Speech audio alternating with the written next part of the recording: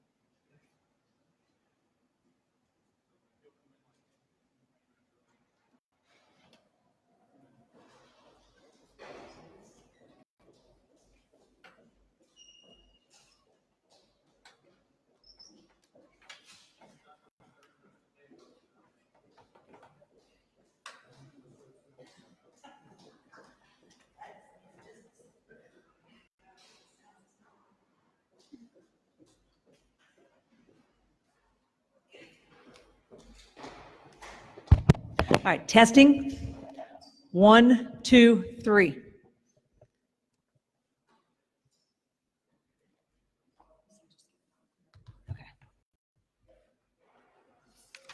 Testing. 1, 2, 3. Everybody good? Need some white? You good? Okay, so today's presser is going to be very similar setup. The governor's going to speak. Then Director Karsten is going to kind of give you a recap update on today's. Then we're going to kick it over to Director Richardson. He's going to give you an update on some of the different things that are going on in his department. And then Director Hugh is here today to speak a little bit of an update on honors. We've got Dr. Williams here for questions. And then the governor will close after that, and then we'll open up for questions. So anybody have any questions right now for me? We anticipate having another presser tomorrow at 3 o'clock as well. So we'll send out a media advisory this afternoon. Okay.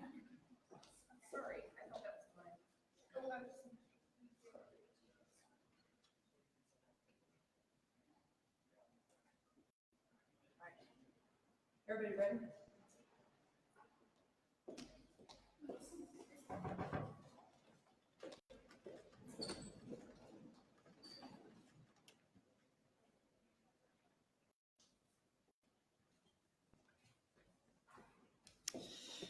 First of all, I want to thank everybody for being here today at the briefing.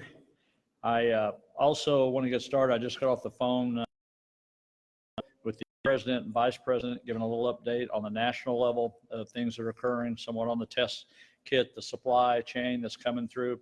It was a very positive conversation. We were on the line with most of the governors in the United States. A lot of good things happening on the federal level as far as trying to make product available. So it was good to that. The other thing we did earlier today, We talked to the Missouri Hospital Association with all the hospitals around the state to have a conversation with them of what their needs were and what their future looked like for what they was going to need to be able to perform the services they do. Earlier today, most of my senior staff, some of my senior staff was at SEMA, making sure that we were having a plan in place for distribution of products that were actually being shipped out today across the state of Missouri. Some of it was the PPE that we did today. Also, the plan in place is on the federal money, now that we know somewhat what's in that bill, starting to prepare the planning process of how we're going to spend those funds and how quickly we can get them and how quickly we can get those to the local levels. So let me start off just a couple of issues today that I'd like to address and provide some clarity on. I know there have been a lot of questions about why, as governor, I haven't taken further restriction measures and why I haven't mandated that all businesses shut down. Making a decision like that is much easier said than done. And to be right honest about it, I don't think it is the right thing to do at this time. There is a lot more that goes into the decision than simply just telling businesses to close their doors. So to give everyone a better understanding, I'd like to explain my thought process as to why we have not taken that step just yet. As a small business owner myself, I have personally experienced the challenges that come with running a small business. I know what it's like to take the risk and build a business from the ground up.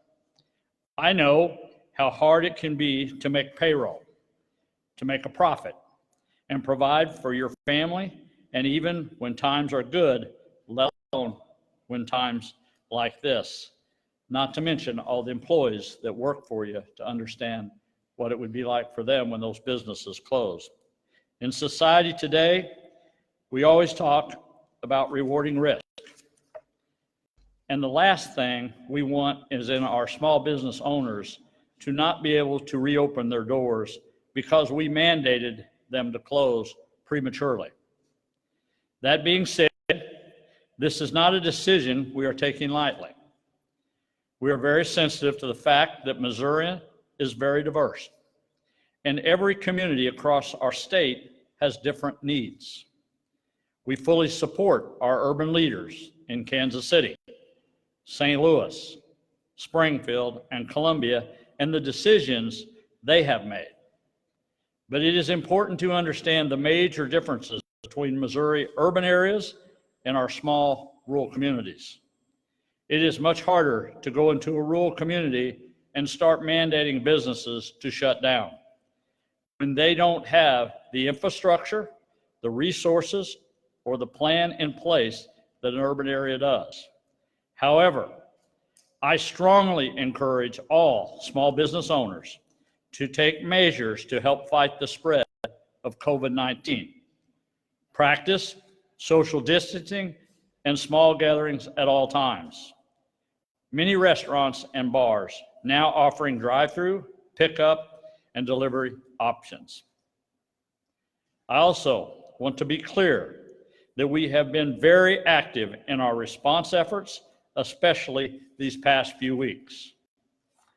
We have been in regular communications with local officials, emergency management, county commissioners, and mayors to make sure they are informed, prepared, and have a plan in place before we make a decision to shut anything down.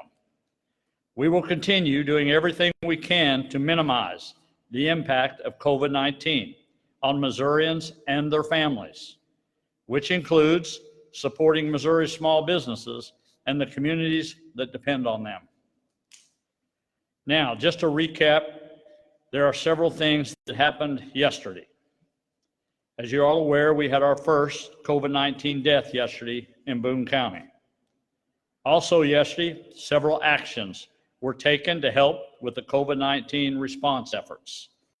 I signed an executive order authorizing executive agencies to waive or suspend certain regulations and statutes that interfere with our COVID-19 response efforts. This executive order allows all agencies to request a waiver or suspension of their regulations in an expedited process to further help provide immediate health and safety relief. Along with the steps taken by state agents, the executive order also enables doctors to diagnose and treat patients more easily through telemedicine to avoid physical contact. Extends the hours of commercial drivers so they can operate on Missouri roadways in order to deliver essential supplies. Several waivers have already been approved, and I'll let the directors talk about some of these specifically. Yesterday, I also directed SEMA and the Department of Economic Development to seek assistance for Missouri businesses through the U.S. Small Business Association's Economic Injury Disaster Loan Program. Now for today's updates. As always, my administration has and will continue to work hard for Missourians. Our citizens depend on their state, especially in times of need. We have to keep our prisons, veterans' homes, mental institutions operating.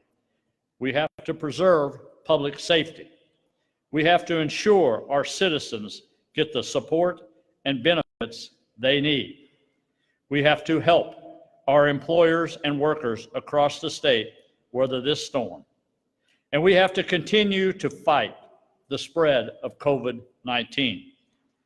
All 16 departments have been working for weeks to prepare for COVID-19. And our department leaders have been working together every day to adopt and implement their specific plans for this situation. That includes following the public health expert guidance on social distancing. We need to protect the workforce. Different departments have to work in different ways to deliver to our citizens. But the steps already taken include alternating shifts, schedules, job sharing, and increased telework. We have canceled large group training and conferences. Many departments are applying for waivers from the federal government so they can operate in new ways also. As we our position, our citizens should expect some delays or interruptions in normal services. We are also experiencing increased call volumes in some areas, and we hope our fellow understand why our operations have to adapt to the situation. We strongly encourage all citizens to follow public health guidance to avoid contact with groups, which is why we urge citizens to first try to assess the state government through department websites and then through call centers. They should do what they can to avoid coming in person to any office as much as possible. Citizens should continue to expect to see other changes in specific services as we adapt to the COVID-19 challenge.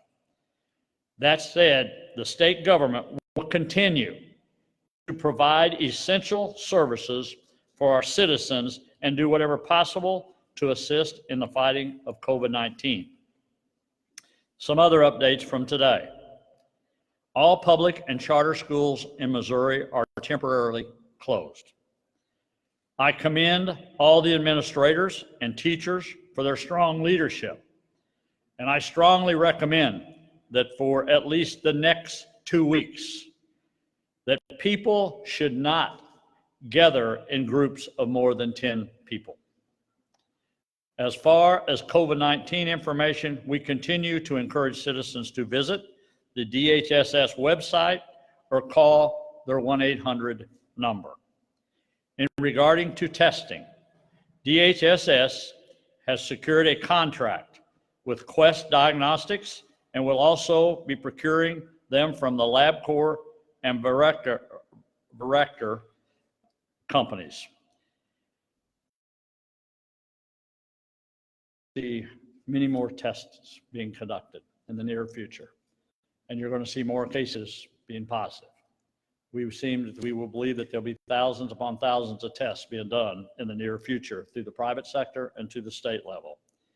and that expands our testing capability. And we know these commercial and private options will continue to expand for hospitals as well. Because of this expanded capacity, we will also be expanding testing criteria in the near future. This will allow Missouri testing capacity to continue to expand. We are utilizing all sorts of resources at our disposal. For example, through the Department of Corrections, the MVE is going to start producing hand sanitizer.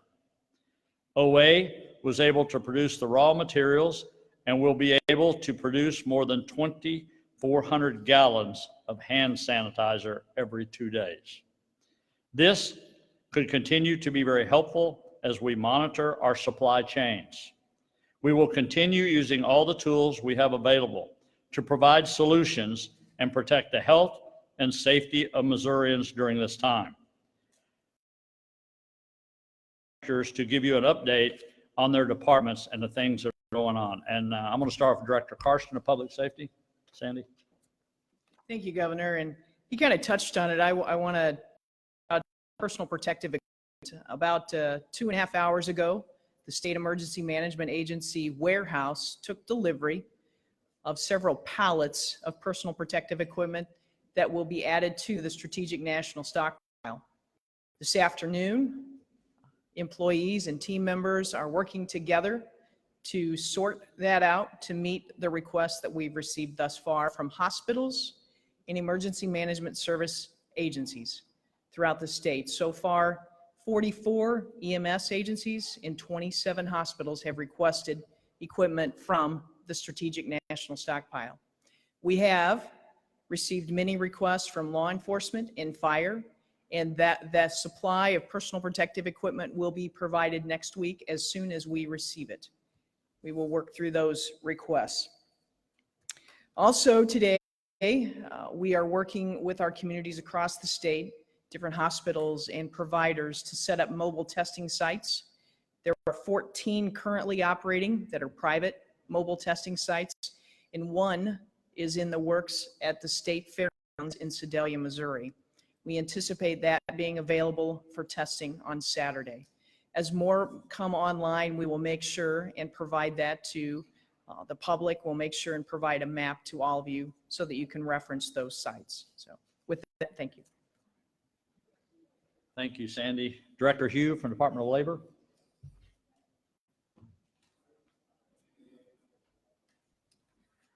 Good afternoon.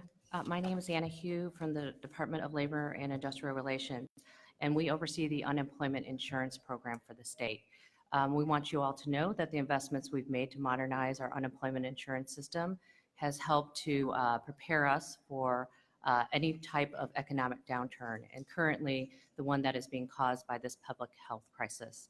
And so we are fully operational, and we can basically have individuals file claims 24/7 on our website, and that is labor.mo.gov. We do have a slider on there where you can click first-time filers. We know in times of very low unemployment insurance, we have a lot of people who are interacting with the unemployment insurance system for the first time. So we do have videos on there, one that talks about how to file for unemployment insurance, and then there's another video that actually walks through step-by-step how to actually get registered with the system and then actually file the claim with the system. In addition, for businesses, this is a time for us to really talk through and help you all think about what your options are. If you need to continue some level of operation, we would suggest you contact us and take a look on the website about the shared work program. Let me explain. So the shared work program allows for any sort of decrease in volume of work to be spread out across your workforce.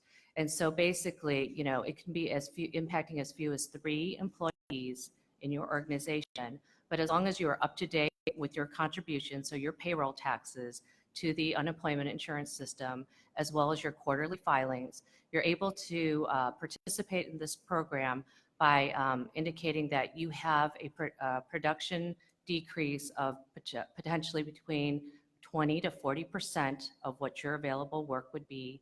You can spread that across your workforce, And so for the hours that they actually work, then they are paid at their regular rate. For the hours that they're no longer working, they will then be able to collect unemployment insurance for that day. This program in particular helps to lower the immediate impact on the unemployment insurance trust fund. It also allows for employees to be paid at a higher rate. In addition, employers do agree to provide full benefits as they are provided to those employees during their regular times. So workers will also get the benefit of having medical or healthcare benefits that are provided by the employer. And the employer also has the ability to maintain that skilled workforce. This is that can run for 52 weeks and ramp down with those employees at any point. So this will help in our recovery effort too, to really talk about what are our immediate needs to address and respond to the current public health situation. And as we are getting to a point when it will be more normal in terms of the public health crisis, what can we do to then begin to bring additional folks back on? Shared Work, SHARDWORK, and you can find it at sharedwork.mo.gov. So with that, I'll turn it back to the governor. Thank you, Director Hugh. Director Richardson, Todd Richardson, you want to come up? I know Todd's been working, him and his staff, on some of the new legislation that come down from the federal level. We're still trying to analyze that bill that was passed, trying to figure out how it's going to affect us in Missouri. But I want to give Todd the opportunity to give you a quick update, but keep in mind, they're still going through this process as we do this. So Todd. Thank you, Governor. And I want to say I think there's been unprecedented collaboration across state government to help deal with an unprecedented event, and that includes unprecedented collaboration with our partners in the healthcare delivery system that are going to be significantly impacted by this event. I wanted to give you an update on some of the things that have been done both at the Department of Social Services and at our sister agencies at DMH and DHSS. The state, as I mentioned before, has now removed all restrictions on telehealth, and we have sent guidance to providers to that effect.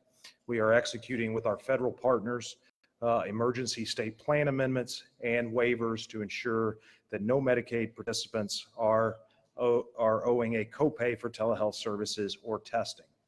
In addition, tomorrow we will be asking the federal government for what is called an 1135 waiver that will streamline some of the requirements on providers being able to provide services in our state. That includes changes and flexibility to prior authorization requirements, to fair hearings, to enrollment, licensure, and revalidation of providers, as well as removing restrictions as necessary on the number of beds and length of stays that can happen in a critical access hospital. It will give our providers the flexibility to provide care in alternative settings.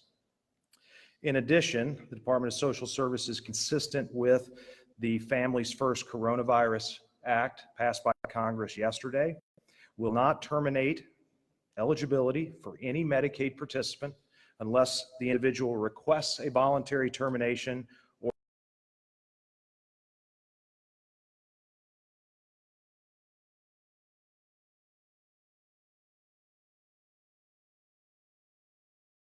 resource requirements of the current program and test positive for coronavirus 19. We have already begun to relax the requirements on providers related to prescription refills and to ensure that every Medicaid provider that is seeking enrollment quickly gets through that system. Thank you, Director. Director, that are up here, I tell you, we sent out several days ago that they know very well, and I want to that they are on call 7 days a week, 24 hours a day with their senior staff. And I can't say enough for the directors in the state of Missouri, how they have come together to help fight the COVID-19 and putting all our resources towards that and be able to focus on that. And it's been incredible what they've done. So I want to thank my directors for all the work they're doing. Dr. Williams is here. I'm not going to bring him up the podium. Me and him's traveled all over the state. for several days talking, but he's here for a question, so I don't want anybody to read anything into that. I want you to understand why that is. So we're going to open it up for questions, Kelly. Governor, can you clarify the situation with schools? Is that a decision you made, or with all the schools in the state on their own? All the schools in the state on their own closed. Can you talk about why you didn't tell them? Because I think earlier what I said, they're so diverse in the state of Missouri. I think every school has to be able to plan for that day when that comes. If you go to rural Missouri, for example, there's no daycare services there. So when you shut down a school down there, that creates problems itself. Plus, there's a workforce out there. Those school districts sometimes will be the largest employers. And frankly, I could make a couple of schools close by. Eldon I'll use for an example.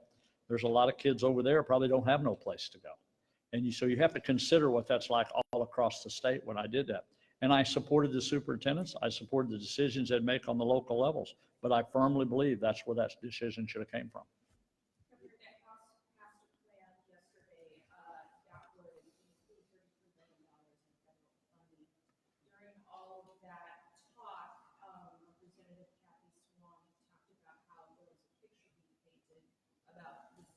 Doomsday scenario. So I'd like to get your comment on, is 33 million enough, and what's your response to her view? I don't think there is a doomsday for the state of Missouri or the United States or over the COVID-19. I said yesterday, I think it's something we all have to be concerned with. But to try to put that into a fear category is wrong. This is not something, this is like viruses we've dealt with before. It's going to take us some time to be able to treat that virus, to come up with a vaccine at some point. But if people will follow simple instructions, they can sure slow the process down of the COVID-19. We all know that. So do I think it's doomsday? By no means is it doomsday. Is people going to come up and test positive? Yes. Will some people die? Yes, probably so. But the point of it is we can conquer this. We can get through this. It's not going to be a week or two process. I do believe for the short-term outlooks, it's maybe 2 to 3 months. So people have to understand that this is going to be a process. But I think we got some of the best medical professions in the world here in the United States. And I'll almost say that here in Missouri. When you look at what universities we have, what specialties, what medical facilities we have, there's none better to be in this state. And I think with the responsibility they have and what they're doing right now is incredible. I think what you're going to see to provide testing for people to give them a little more comfort in that. But doomsday, no. On the money side of it, we're going to all have to rethink the budget process this year of where we are financially. Look, this is a lot more than COVID-19. This is thousands of people losing their jobs. This is businesses closing down. There's a lot of things going to be at stake. So for me, as governor, I want it to be about as wide open as we can make it to deal with COVID-19. And I'll be meeting with the leaders of the House and the Senate to have that discussion in the near future. Is there a plan to either expedite unemployment benefits or extend them past people at 15 weeks and can't like kind of have your thoughts about that? And could it be done by yourself without the legislature? Yeah, I think those are all conversations. We're going to be talking to leadership this afternoon with the House and Senate. Those are all things we're going to be talking about and trying to put that plan in place. I think today when I said we were out at SEMA, it was that plan in place. Actually, Kurt, where we're going to be putting those to see what we can do and what we can't do and really be able to put that out. So again, I think that's why we're doing the daily briefings, to try to get you that information as soon as you can. But look, we are in almost uncharted waters here of where we're going.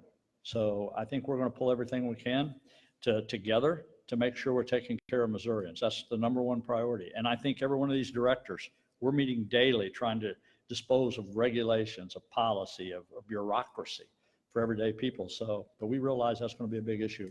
And we're going to try to help people out there as long as we can. And maybe some other alternative thinking outside the box that we've never done before. Governor, are you considering moving back the tax deadline in the state?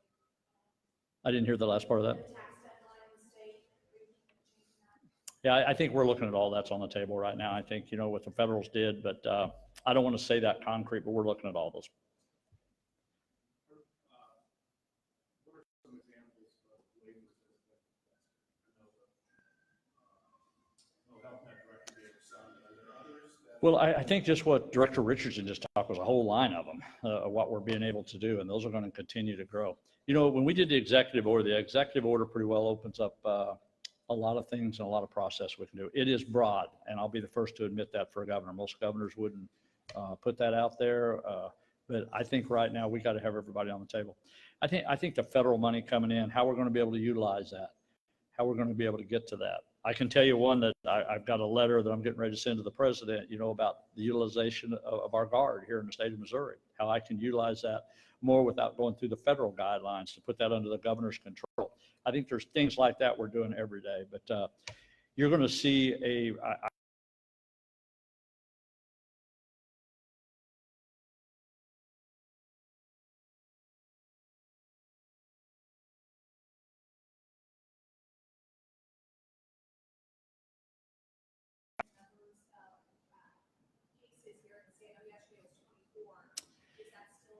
Yeah, Dr. Williams, what is the update?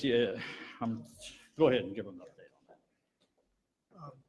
Thank you for asking. We did 62 tests today that came off a little early. We've had 4 new positives.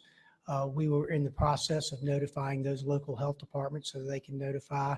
That should be, we're updating every day at 9 a.m. and 9 p.m. We changed it 1 hour to give the locals some more time. So I would suspect that by 9 o'clock tonight, that will be on our website where those are.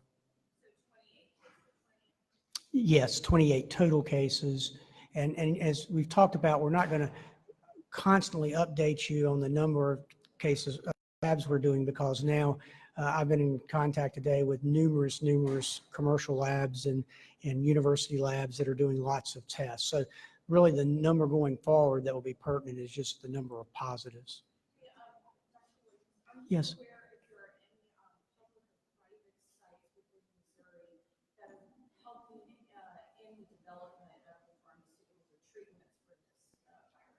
It's my belief WashU is. I may be wrong on that, but I believe they are. And again, just you want to reiterate what Director Karsten said. We have 14 mobile sites in Missouri now, which we're incredibly appreciative of. And I've talked to several of them today. They did 100 tests in Springfield yesterday. They did 100 at Mercy, I believe, yesterday. Charlie Shields, I believe, and Truman, I believe they're one of the ones too. So, you know, we've talked about pushing forward to getting into surveillance, and our private partners have done a great job of that with 14 sites already up, and then ours will be joining them shortly. Thank you. We'll take one more question, and I think Governor, you can close it. Okay. All right, last question.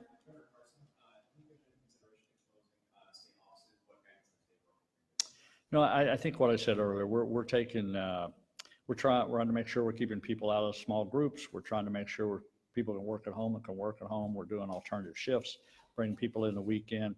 But look, state government's got to keep going. There is no options to that. We have to be here to deliver the services to the people of the state. I say this the front line where we're at today, and it's just as important for me, the governor, to be here every day. To be at a time of leadership, you have to be here to lead.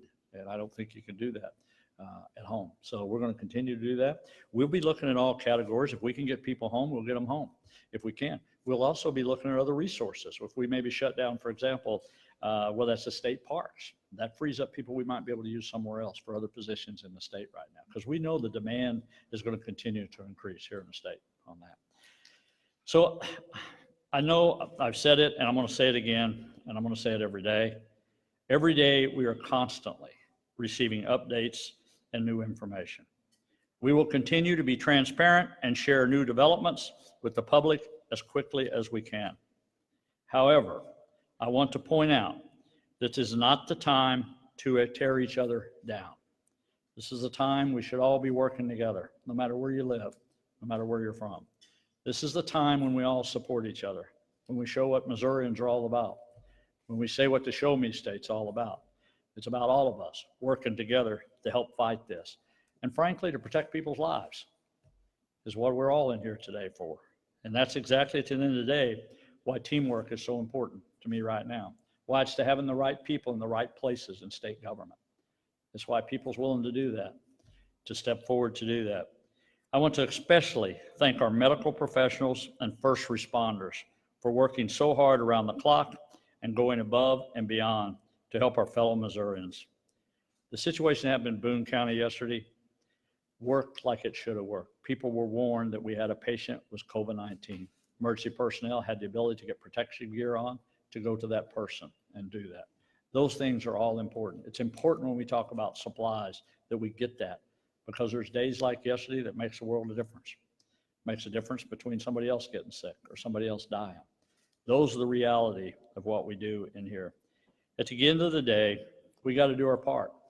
We got to realize in the state of Missouri, right now we are focused on COVID-19, but I also have to focus on the flooding situations that are starting in northern Missouri as I speak in front of you today.